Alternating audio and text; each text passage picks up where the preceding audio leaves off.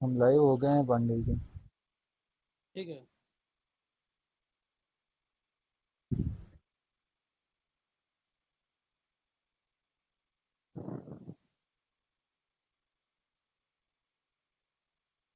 दोस्तों नमस्कार, मैं मीडिया पंचायत से हरि प्रकाश पांडे और आज हमारे साथ बात करने के लिए हैं मध्य प्रदेश पे पैनी नज़र रखने वाले, मध्य प्रदेश की राजनीति पर पैनी नज़र रखने वाले हमारे एडिटर मकरध्वज तिवारी जी, जिनको मध्य प्रदेश की राजनीति पे काफ़ी अच्छा पकड़ रखते हैं। वहाँ के अ, अभी वर्तमान स्थिति से काफ़ी अच्छी तरह परिचित हैं, वहाँ ये रहते हैं और वहाँ की राजनीति में अक्सर इनका उनकी गतिविधियों पे अक्सर ध्यान रहता है।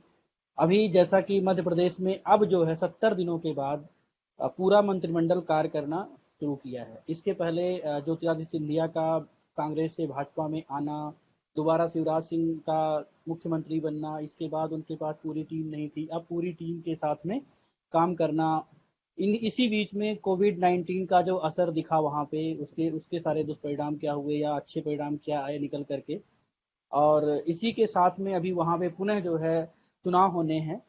तो इन सारे मुद्दों पर बात करने के लिए आज हमारे साथ मकरध्वज तिवारी हैं, जिनसे हम इन सारे मुद्दों पर बात करेंगे। मकरध्वज तिवारी जी, क्या कहना है आपका मध्य प्रदेश की इस मौजूदा स्थिति के बारे में? मध्य प्रदेश की मौजूदा स्थिति तो पांडे जी बहुत अच्छी है। हम्म। कई दिनों के बाद एक स्टेबल सरकार चलने लायक स्थिति में हुई है। शिवराज जी का मंत्रिमंडल बना है कुछ दिनों पहले। पूरे मंत्री नहीं होने के बीच ये लगातार काम कर रहे थे, हो सकता है कुछ खुल के काम कर पाए। आने वाले 3-4 महीनों में हो सकता है कि नवंबर तक और यहाँ पे 24 विधानसभा सीटों पे उपचुनाव हो। हम्म। बिल्कुल। कुल मिला के मध्य प्रदेश की स्थिति राजनीति के हिसाब से और सरकार के हिसाब से, दोनों के हिसाब से एकदम दिलचस्प और चुनौतियों भरी रहने वाली है आने वाले कुछ दिनों में।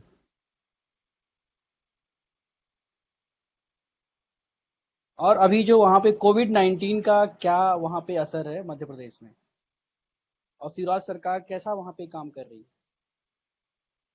जब शिवराज सिंह जी की सरकार बनी थी उसके बाद शुरुआत में देखा जाए, जब कोरोना शुरू हुआ हमारे यहाँ, तब भारत में मध्य प्रदेश की स्थिति बहुत विकट थी। मध्य प्रदेश में कोरोना का संक्रमण तेजी से फैल रहा था। हालत ये थी कि कोरोना का विस्तार होने की दर में मध्य प्रदेश शुरू के 5 स्थानों में काफी समय तक रहा। लेकिन अब स्थिति ऐसी नहीं है। अब हम कोरोना की तालिका उठाते हैं तो देखा जाता है कि कोरोना संक्रमण के विस्तार की दर में मध्य प्रदेश 15वें स्थान पर है। लगभग 2250 के आसपास एक्टिव मरीज है मध्य प्रदेश में। मात्र 15,000 लोगों के आसपास यहाँ पे संक्रमित मरीज हैं। दूसरी सबसे अधिक रिकवरी रेट है मध्य प्रदेश में। और अभी इस 1 तारीख से किल कोरोना अभियान चालू किया है मध्य प्रदेश सरकार ने, जिसके अंदर ये लोग घर घर जाके सर्वे करके संदिग्ध मरीजों की पहचान कर रहे हैं, उनकी स्क्रीनिंग कर रहे हैं, टेस्टिंग हो रही है। इसमें बिल्कुल। लगभग सरकार का आंकड़ा है कि 1,80,00,000 लोगों का इन्होंने सर्वे कर लिया है। 7.5 करोड़ की जनसंख्या है।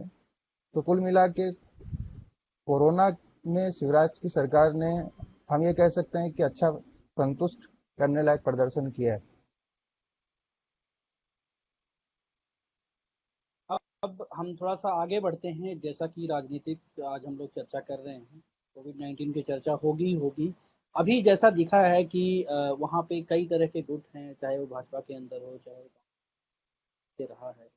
जैसा कि वहाँ के रमेश मेंदोला जी हैं, जो जीत करके आते हैं सबसे अधिक वोटों से, अगर हम कहें पूरे मध्य प्रदेश में सबसे अधिक वोट से जीत करके आते हैं। उनको वहाँ पे मंत्रिमंडल में कोई स्थान नहीं मिलना।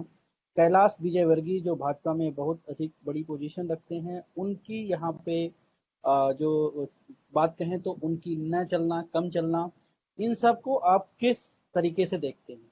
और इसका आने वाले समय में भाजपा के ऊपर या सरकार के ऊपर या मध्य प्रदेश की जनता के ऊपर किस तरह का असर रहने वाला है? और इसमें एक भूमिका आप जो आदित्य ज्योतिरादित्य सिंधिया की क्या हो सकती है या क्या बन रही है, उनका क्या प्रभाव इस सरकार के ऊपर है, या आने वाले जो अभी चुनाव है उस पर क्या प्रभाव रहने वाला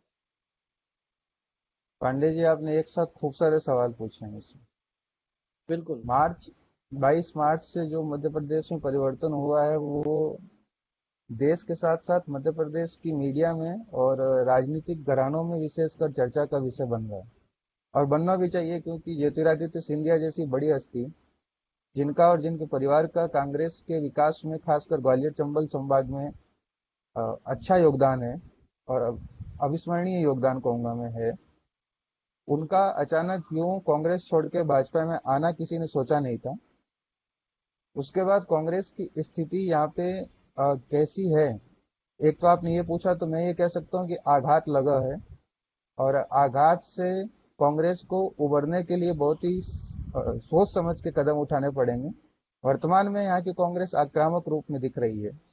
सरकार को के ऊपर भी, शिवराज सिंह चौहान के ऊपर भी, सिंधिया के ऊपर तो है ही है। आप एमपी कांग्रेस का ट्विटर अकाउंट अगर देखोगे तो दिन में कम से कम 5 ऐसे ट्वीट मिल जाएंगे जो शिवराज या सिंधिया जी के ऊपर सीधा हमला करते हों। ये जो इनके समर्थक बिल्कुल। विधायक कांग्रेस छोड़कर भाजपा में आए हैं, उनको यहाँ हाँ। पे कांग्रेस के लोगों द्वारा आक्रामक मुद्रा में जयचंद के नाम से लगातार संबोधित किया जाता है।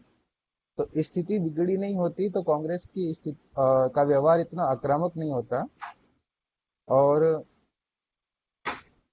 इस तरह से व्यवहार नहीं करते ये लोग। तो इससे ये तो कहा जा सकता है कि कांग्रेस को आघात पहुंचा है मध्य प्रदेश में, लेकिन वो यहाँ पे उसको खुल के स्वीकार नहीं करना चाहते, बताना नहीं चाहते।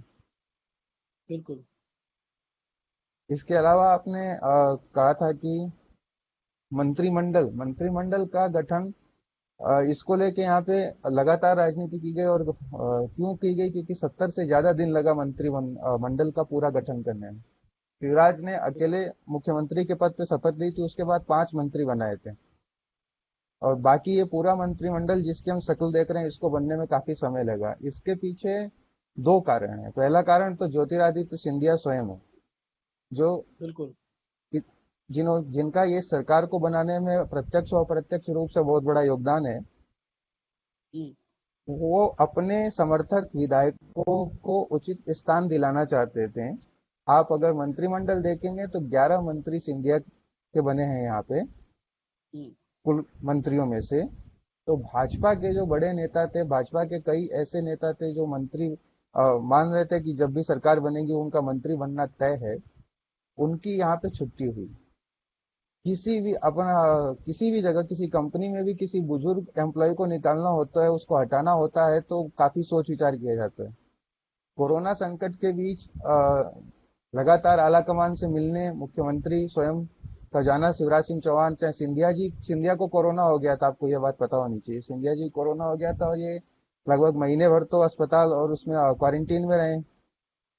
तो बिल्कुल। ये 70 दिनों का समय इस लिहाज से लगा। दूसरा ये लगा कि शिवराज जी के समर्थक कई लोगों को काफी जद्दोजहद के बाद इसमें मंत्रिमंडल में जगह नहीं दी गई, और इसीलिए कैलाश जी के कुछ समर्थकों का भी पत्ता कटा। ये दोनों के लिए बिल्कुल। हुआ है। इसका मुख्य कारण रहा है संघ की विधानसभा चुनाव में मध्य प्रदेश को इतनी नजदीक से मिली हार के बाद मध्य प्रदेश भाजपा से ज्यादा चिंतित मुझे लगता है कि मध्य प्रदेश में संघ रहा है। संघ का दबाव था कि शक्ति का संतुलन किया जाए। इंदौर, भोपाल, ग्वालियर और अन्य संभागों के बीच शक्ति का बराबर संतुलन हो। भाजपा के सभी बड़े नेता, चाहे वीडी शर्मा हो, प्रदेश अध्यक्ष शिवराज सिंह चौहान हो, ज्योतिरादित्य सिंधिया हो, कैलाश विजयवर्गीय हो, प्रभुपाल झा हो, इनके और इनके समर्थकों के बीच संतुलन स्थापित किया जाए। इसलिए मंत्रिमंडल के गठन में, मंत्रियों की सूची बनाने में इतना समय लगा। अब बिल्कुल, इनके आपकी बात सामने बिल्कुल सही है। बिल्कुल। आपकी अब बात इनके से सामने मैं चुनौती है। अब बिल्कुल, इनके आपने ये सामने भी बताया चुनौती है जो सरकार चलाने की। सरकार चलाने की चुनौती है और साथ में इलेक्शन भी होने हैं, बाई इलेक्शन भी होने हैं। जी। तो उसकी बाई इलेक्शन के लिए क्या सरकार की या भाजपा की क्या रणनीति है? किस तरह से इसको ये पार पाएंगे? पार पाएंगे भी या देखिए, नहीं पाएंगे, इस बात की क्या? ये तो ऐसा विषय है कि इस पे हम लोग कार्यक्रम में आगे बहुत लंबा चौड़ा बात करेंगे, हर सीट पे बात करेंगे। मोटा मोटी ठीक है। तौर से ये का मोटा मोटी तौर से हाँ। ये कहा जा मैं सकता है कि वही वही वही स्थिति जानने की। हाँ। सिंधिया के आने के बाद आप ये देखिए कि ग्वालियर और चंबल संभाग में लगभग 11 ऐसी सीटें हैं जिन पर कांग्रेस को तगड़ा नुकसान हुआ है। वहां अच्छा। पे इनको उभरने में, ये इस चुनाव तो नहीं उभर सकते, तो वहां पे ये मान सकते हैं कि भाजपा काफी मजबूत हुई है। भाजपा के कुछ नेता नाराज हुए हैं तो उनको ही और उनसे जुड़े लोगों को मनाने के लिए और उनको साधने के लिए ही मंत्रिमंडल गठन में संतुलन बिठाने में समय लगा। उनको साधने की कोशिश पार्टी कर रही है, लेकिन इसी बीच कांग्रेस की हालत यह है कि वो सोच रही है कि बिल्ली के भाग से छीका टूटे, मतलब कि भाजपा से नाराज हुआ कोई वहां का क्षेत्रीय नेता अगर पार्टी छोड़े तो वो उसको कांग्रेस चुनाव बिल्कुल। लड़ाएंगे। ऐसी कई सीटें जैसे ग्वालियर में ग्वालियर पूर्व। दूसरा यहाँ पे एक ये दिक्कत है कांग्रेस और भाजपा दोनों के लिए कि यहाँ पे लगभग 1 दर्जन सीटें ऐसी है जहाँ पे बसपा यानी बहुजन समाज पार्टी उसका काफी प्रभाव रहता है। कम से कम 10,000 सीट औसतन वो हर विधानसभा में, 10,000 वोट औसतन हर विधानसभा में ये पार्टी लेती है। और ये काफी लंबे समय से 1996 95 के दौर समय से लगातार ये ट्रेंड चालू है। कई सीटों पे वहां पे बसपा के विधायक भी बने हैं, अभी भी उस क्षेत्र से विधायक हैं बसपा के। तो इस स्थिति में बसपा के सामने होते हुए कांग्रेस को सिंधिया के जाने के बाद उन सीटों पर कुछ नहीं, मेरे हिसाब से काफी कमजोर हुई है वो। वहां पे उनको काफी मेहनत करनी पड़ेगी और भाजपा को फायदा हुआ, ये 11 सीटें तो ये जीत ही सकती है। वर्तमान में जो यहाँ पे मध्य प्रदेश की मीडिया में और राजनीति में बातें चल रही है वो रुझान ये चल रहा है कि कांग्रेस मुश्किल से 5 से 7 सीटें निकाल पाएंगे, बाकी सारी सीटों पे इस समय सिंधिया के आने के बाद भाजपा जीतती हुई दिखाई दे रही है। बस वहां पे स्थानीय नेता लोग की फूट नहीं हो, भीतरघात नहीं हो, जैसे देवास में है हमारे और दीपक जोशी जी, और बदनावर में भौर सिंह शेखावत, ये दो वहाँ पे कई बार विधायक रह चुके हैं ये दोनों लोग। जोशी जी मंत्री भी रह चुके हैं। सिंधिया के समर्थकों को ज्यादा सम्मान मिलने या फिर उनके बराबर सम्मान मिलने से इन लोग ये लोग कहीं ना कहीं नाराज हैं और ये लोग अपनी नाराजगी दिखा रहे हैं। तो कांग्रेस इन्हीं घटनाओं के दम पर ज्यादा निर्भर है कि कहीं भाजपा में फूट हो, बगावत हो या भीतरघात हो तो उसका फायदा हो। लेकिन वर्तमान स्थिति में अगर ऐसी स्थिति रही तो आने वाला ये उपचुनाव तो मुझे लगता है कि भाजपा कम से कम 15 से ज्यादा सीट निकालेगी वर्तमान स्थिति में। इस समय जो जैसे आपने बताया कि ज्योतिरादित्य सिंधिया के भाजपा में आ जाने से उस संभाग के जो नेता थे, भाजपा के नेता थे, वो नाराज हुए हैं जी। और उन भाजपा नेताओं को आने वाले उपचुनाव में टिकट मुश्किल से मिलने वाला है, क्योंकि ये संभाग जो आता है ज्योतिरादित्य सिंधिया के उसमें आता है, प्रभाव क्षेत्र में जी। आता है। तो क्या भाजपा को अपने इन नेताओं की नाराजगी का फायदा नुकसान उठाना पड़ सकता है इस चुनाव में? देखिए, भाजपा हो चाहे कांग्रेस हो, कांग्रेस के लिए वहां पे जीवित रहने के लिए सिंधिया का समर्थन बहुत जरूरी था उस क्षेत्र में। भाजपा के लिए सिंधिया ही चुनौती थे उस क्षेत्र में, कांग्रेस चुनौती नहीं थी। इसलिए ये कुछ लोग नाराज हुए लेकिन उनको भाजपा के लोगों को साथ लिया गया, क्योंकि वहां पे जो नेता है पांडे जी उन्होंने मेहनत करी है। सिंधिया के होते हुए, सिंधिया परिवार के होते हुए, दिग्विजय सिंह के होते हुए वहां पे भाजपा को खड़ा करना बहुत मुश्किल काम था। उनको साधने के लिए जैसा मैंने आपको पहले बताया कि मंत्रिमंडल को बनाने में इतना गहन विचार विमर्श किया गया है कि भाई कोई धड़ा वहां पे नाराज नहीं हो उपचुनाव को देखते हुए। इसके अलावा बिल्कुल। आगे भी बहुत सारी चीजें हैं, कई आयोग हैं, कई ऐसे प्रशासनिक समितियों के पद होते हैं जो नेताओं को दिए जाते हैं। अ, मंत्रियों का दर्जा होता है, विभिन्न समितियां होती हैं। चुनाव जीतने के बाद इन चीजों का प्रलोभन देकर पार्टियां अपना काम करवा लेती हैं।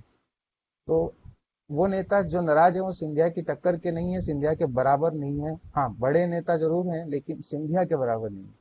अतः वो लोग भी अपने भविष्य को देखते हुए मान जाएंगे और भाजपा इनको मना लेगी। कोई बड़ी फूट प्रत्यक्ष रूप से देखती हुई वहां नहीं होने वाली है। मतलब आप ये कह सकते हैं कि इस भाजपा के नेताओं की जो नाराजगी है, इसका बहुत अधिक फायदा कांग्रेस को नहीं मिलने वाला है। हाँ, जो बड़ा वो लोग सोच के रखा है कांग्रेस के लोग और खुद पार्टी के भी एक बड़े धड़े की सोच है कि भाजपा की बगावत और फूट बड़े पैमाने पे होगी जिसका वो लाभ उठा पाएंगे, तो उतनी बड़े पैमाने पे नहीं होगी। कहीं कुछ विधानसभाओं में अगर 10-15% उनको लाभ मिल भी जाता है तो उस लाभ से भाजपा को बहुत बड़ा नुकसान ये लोग नहीं दे पाएंगे। अच्छा, आगे हम बढ़ते हैं। अभी जैसे मंत्रिमंडल का विस्तार हुआ, मंत्रिमंडल का मंत्रियों का शपथ ग्रहण समारोह संपन्न हुआ, उसके बाद अभी जो ये वर्चुअल रैली का वहाँ पे चल रहा, वर्चुअल रैली में संबोधित किया बहुत सारे नेताओं ने, राष्ट्रीय स्तर के नेताओं ने, वहाँ के मध्य प्रदेश के नेताओं में, जिसमें वहाँ के प्रदेश अध्यक्ष वी.डी. शर्मा जी शामिल हैं, मुख्यमंत्री जी हैं, ज्योतिरादित्य सिंधिया हैं और बड़े नेता हैं। कैलाश विजयवर्गीय जी हैं, इन सबके जो व्यवहार हैं, उनके जो अभी आंखों में जो चमक आई है या उनके बॉडी लैंग्वेज में, उनसे देखने में अब क्या प्रतीत होता है, इसके क्या मायने निकाले जा सकते हैं? इस विषय पे यहाँ पे मध्य प्रदेश के लोकल मीडिया में भी बहुत बहस हुई है। ये बहस का विषय नहीं है। जब भी एक सीधा सा सामाजिक नियम है कि जब हम किसी परीक्षा में पास होते हैं या फिर कोई बहुत कठिनता से कोई काम होता है या कोई कार्यक्रम होता है या फिर कोई हमारी सफलता का कार्यक्रम होता है, शिवराज सरकार के 100 दिन पूरे होने के उपलक्ष्य में ये वर्चुअल रैली हुई थी। इसमें के अच्छा। शायद कैलाश विजयवर्गीय शामिल नहीं हुए थे। अच्छा। और मंत्री परिषद का गठन भी हुआ था। कोरोना के से ठीक होने के बाद ज्योतिरादित्य सिंधिया किसी मंच पे आए थे और शिवराज सिंह चौहान भी काफी अरसा बाद किसी मंच पे आए थे। तो ये खुशियों के जो भाव हैं वो शायद उन लोगों के चेहरे पे आए और वो उनको जोश था। अभी इस भाव भंगिमा का कोई बहुत बड़ा या फिर गहन राजनीतिक मतलब निकालने की आवश्यकता नहीं।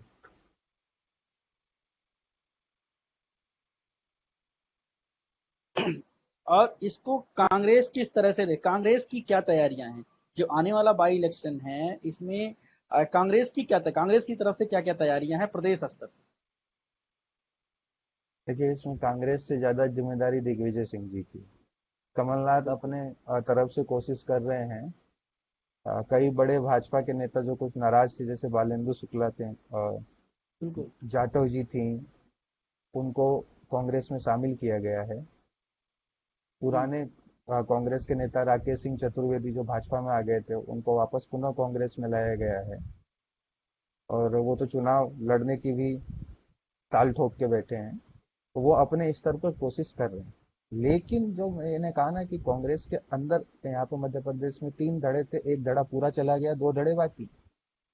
दिग्विजय सिंह और कमलनाथ के धड़े के अंदर आपस में अभी भी आंतरिक रूप से संघर्ष है।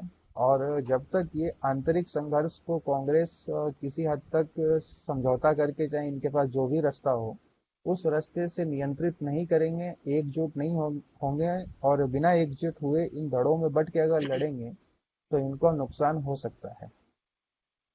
इनको अभी भी जो इनको सिंधिया के जाने के बाद ग्वालियर चंबल संभाग में विशेषकर कमजोरी हुई है, उसको ठीक करने का अभी भी इनके पास कोई स्थायी उपाय नहीं मिला है। इसलिए इनके नेताओं में टोटल कमलनाथ को छोड़ दिया जाए तो दिग्विजय सिंह, सज्जन सिंह वर्मा, जीतू पटवारी आक्रामक मुद्रा में दिखाई दे रहे हैं। इनके सोशल मीडिया अकाउंट्स और इनके वक्तव्यों को अगर देखा जाए तो इनमें आक्रामकता आई है। ये हम्म। आक्रामकता इस कमजोरी की वजह से आई है। अगर ये लोग अपनी आक्रामकता को अभी नियंत्रित करें, थोड़ा ठंडा होए। हमारे यहाँ कहावत भी है कि भाई गुस्सा आना चाहिए, गुस्सा अगर आता भी है किसी पे तो उसको कुछ समय के लिए पीना चाहिए। उस घटना पे, उस बात पे हमको विचार विमर्श करना चाहिए कि आखिर ये बात हुई क्यों। उनको सोचना चाहिए कि सिंधिया गए क्यों, हमारे अंदर फूट कैसे हुई, इन चीजों का भाजपा ने फायदा कैसे उठाया। इन पर विचार विमर्श करने की बजाय अभी भी ये लोग जो गुटबाजी और आक्रामक मुद्रा में सीधे व्यक्ति पर सीधा प्रहार करने में जो लगे हुए हैं, इससे इनको नुकसान होगा निश्चित रूप से। इनको अभी ये बचना चाहिए। इनको मुख्य कोशिश ये करनी चाहिए। ये काम ये लोग अच्छा कर रहे हैं कि भाजपा से जो लोग नाराज हो रहे हैं उनको ये लोग अपनी तरफ लाने की कोशिश कर रहे हैं, कुछ लोगों को ला भी चुके हैं। लेकिन इनको स्वयं के अंदर जो पीसीसी बोलते हैं, प्रदेश कांग्रेस कमेटी मध्य प्रदेश को, अपने अंदर बहुत तेजी से आमूलचूल सुधार करने की जरूरत है।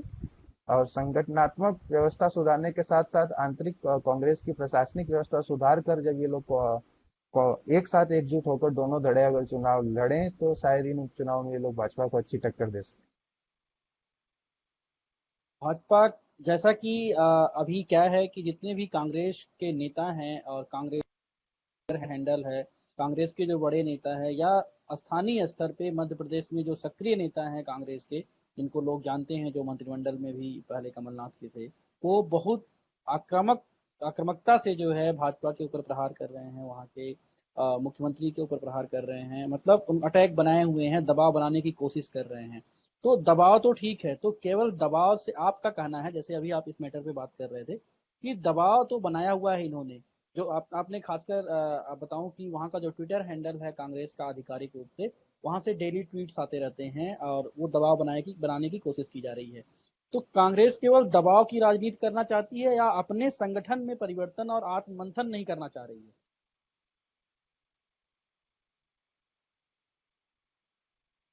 आपको आवाज आ रही है मेरी? कांग्रेस। जी जी पांडे जी, मैं वही कह रहा हूँ कि मैंने अभी इसके बारे में पहले ही बोला कि बिल्कुल। कांग्रेस की जो ये जो आक्रामक नीति है, इसको इनको त्याग कर दोनों गुट हम्म। जो बड़े हैं, कमलनाथ गुट और दिग्विजय सिंह गुट, इनमें पहले आंतरिक रूप से जैसा भी हो समझौता करवाना चाहिए। इन दोनों को एक आना चाहिए। प्रशासनिक और कांग्रेस के अपने संगठन के स्तर पर आमूलचूल परिवर्तन करने चाहिए खुद के अंदर, पार्टी हम्म। के अंदर। अगर ये लोग एक होकर एक नीति, एक रणनीति पर एक विश्वास के साथ अगर चुनाव लड़े, तो इन उपचुनाव में ये लोग भाजपा को टक्कर दे सकते हैं। नहीं तो वर्तमान स्थिति में सिंधिया के जाने के बाद अगर ये लोग जैसे अभी हैं और जैसा इनका अभी व्यवहार है और जिस हिसाब से ये लोग हमलावर हैं बिल्कुल। और आत्ममंथन को तैयार नहीं दिख रहे हैं, अगर ऐसे ही रहे तो शायद उपचुनाव में इनको आशा के अनुरूप सफलता तो शायद नहीं मिले।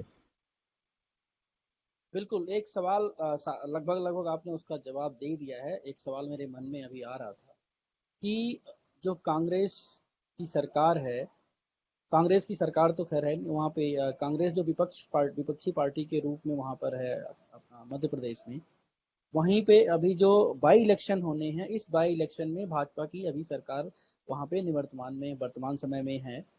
भाजपा सरकार के साथ शिवराज सिंह मुख्यमंत्री हैं वहाँ के, वो उसके साथ साथ वहाँ के संगठनात्मक नेता, भाजपा का पूरा समर्थन, साथ साथ जो ज्योतिरादित्य सिंधिया का साथ मिला है, इन इनका और इसके अगेंस्ट में, इसके जो बदले में जो कांग्रेस की रणनीतियां हैं, वो मतलब दोनों को आप किस तरह से देखते हैं?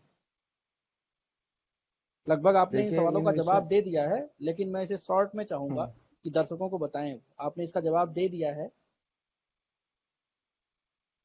देखिए इन विषयों पर हम अब बात अभी तो इतना खुल के नहीं करूंगा, मैं शॉर्ट में ही करूंगा। हाँ।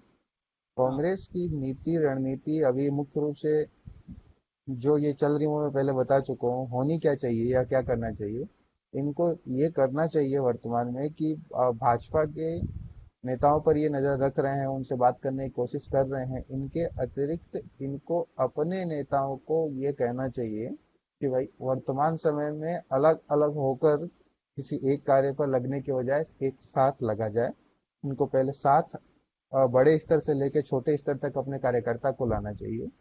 हम्म। कांग्रेस सेवा दल को संघ की तरह प्रमुखता से काम में लेना चाहिए। सेवा दल के माध्यम से क्षेत्र में आंतरिक सर्वे करवाना चाहिए, जनता क्या सोच रही है इस बात को जानने की कोशिश करनी चाहिए, उसके हिसाब से अपनी रणनीति बनानी चाहिए।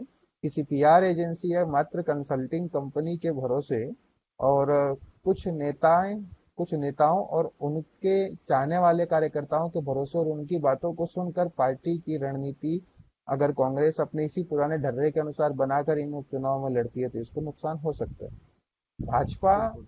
तैयारी के मूड में है। भाजपा की तरफ से तो रैलियां भी चालू हो गई हैं और नेताओं को उनके प्रभारी भी बना दिए गए हैं विधानसभाओं के। वो लोग प्रभारियों ने बैठकें लेनी भी प्रारंभ कर दी हैं। क्योंकि अधिकतम जगहों पे उम्मीदवार घोषित हैं, जो लोग छोड़ के आए हैं सिंधिया समर्थक या अन्य या कांग्रेस से भाजपा में, वो लोग ही अधिकतम सीटों पे चुनाव लड़ेंगे। अतः उम्मीदवार घोषित है और भाजपा की तैयारियां प्रारंभ है। मालवा निमाड़ की 5 सीटें कैलाश विजयवर्गीय जी को दी गई है। वो भी उन सीटों पे लगातार दौरा कर रहे हैं और संगठन की स्थितियों को संभालने की कोशिश कर रहे हैं। अतः दोनों पार्टियां तैयारी में है। ये भाजपा मिशन मोड में लग गई है और कांग्रेस को भी आत्ममंथन करना चाहिए। बिल्कुल। अब आपसे अंतिम सवाल मैं लेकर के अपने इस कार्यक्रम को मैं यहीं पे समाप्त करना चाहूँगा कि अभी जैसे कोरोना का समय चल रहा है और मुख्यमंत्री शिवराज सिंह चौहान वहाँ पे हैं मध्य प्रदेश में। ऐसी स्थिति में क्या वो नियंत्रण कोरोना के संक्रमण को क्या नियंत्रण करने में, स्थिति में नियंत्रण करने में वो सफल हुए हैं या नहीं हुए हैं? अभी वर्तमान में क्या स्थिति बनी हुई है? इस पर क्या टिप्पणी आपकी रहेगी? देखिए मैं ये कह सकता हूँ कि जब सरकार बनी थी यहाँ पे, मैं आपका इससे मिलता जुलता सवाल था पहला वाला, उसमें मैंने बिल्कुल। लगभग सारी बातें कह दी है। तो आखिरी में यही कहूंगा कि कोरोना का नियंत्रित अवस्था तो अभी पूरे भारत में कहीं नहीं कही जा सकती। लेकिन हाँ, अन्य राज्यों के मुकाबले मध्य प्रदेश में कोरोना काफी हद तक नियंत्रित है। यहाँ जांच वगैरह की सुविधाएं बहुत अच्छी हैं। खासकर सर्वे करने का टेक्निक शिवराज सरकार का अन्य राज्यों से अलग है। इस पे हम लोग आगे किसी एपिसोड में बात करेंगे। अधिकारियों का और मेडिकल विभाग का उचित प्रयोग इन्होंने किया है। इसीलिए मैं कह सकता हूँ कि आज मध्य प्रदेश में कोरोना काफी राज्यों से नियंत्रित है। कारण क्या है? कारण तीन बड़े तथ्यों में हम जान लेते हैं कि जब शुरू हुआ था मध्य प्रदेश में और भारत में कोरोना, तब मध्य प्रदेश की स्थिति ये थी कि ये टॉप 5 में था कोरोना की बढ़ती हुई दर को लेकर। यानी यहाँ मरीज तेजी से बढ़ रहे थे, संक्रमण तेजी से बढ़ रहा था।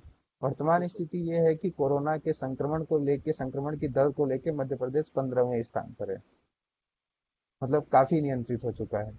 मध्य जी। प्रदेश की वर्तमान स्थिति ये है कि रिकवरी रेट के मामले में, यानी कोरोना का कौन सा मरीज कितना जल्दी स्वस्थ हो रहा है, उसमें मध्य प्रदेश दूसरे स्थान पर है। लगभग 77% यहाँ पे रिकवरी रेट होगी। वर्तमान में लगभग 2300 या 350 के लगभग मरीज हैं कोरोना संक्रमित, जो इस समय एक्टिव हैं, जिनका इलाज चल रहा है।